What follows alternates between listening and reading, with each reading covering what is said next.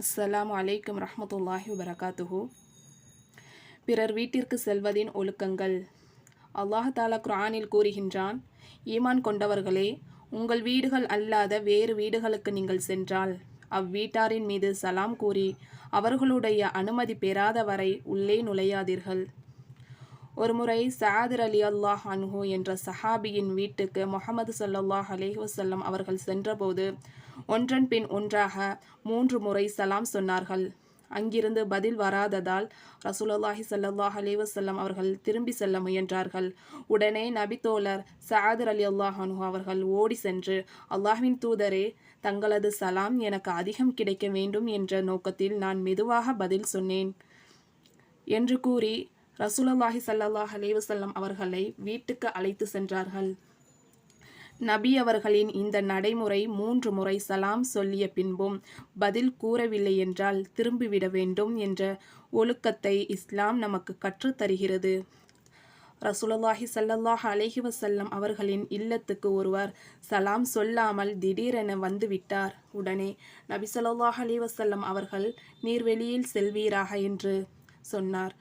அதற்கு பிறகு அஸ்ஸலாமு அலைக்கும் என்று கூறி உள்ளே வரலாமா என்று அவர் கேட்டார். பிறர் வீட்டிற்கு செல்லும் ஒழுக்கங்களை மேற்கூறிய நிகழ்வின் மூலம் நாம் கற்றுக்கொள்ள வேண்டும். ஒருவரின் வீட்டுக்கு சென்றால் முதலில் பார்வையை தாழ்த்தி கொண்டு அனுமதி கேட்டதற்கு அடையாளமாக அஸ்ஸலாமு அலைக்கும் என்று கூற வேண்டும். வீட்டார் பதில் கூறினாலும் உடனே உள்ளே நுழைந்துவிடக்கூடாது. உள்ளே வாருங்கள் என்று வீட்டார் அழைத்தால் பிறகுதான் செல்ல வேண்டும். நாம் கூறிய சலாமுக்கு பதில் கூறவில்லை என்றால் மீண்டும் சலாம் சொல்ல வேண்டும். அதற்கும் பதில் கூறவில்லை என்றால் 3வது முறையும் சலாம் கூறி பார்க்க வேண்டும். இதற்கும் பதில் இல்லை என்றால் இன்னொரு சந்தர்ப்பத்தில் சந்திக்கலாம் என்று எண்ணி திரும்பிவிட வேண்டும்.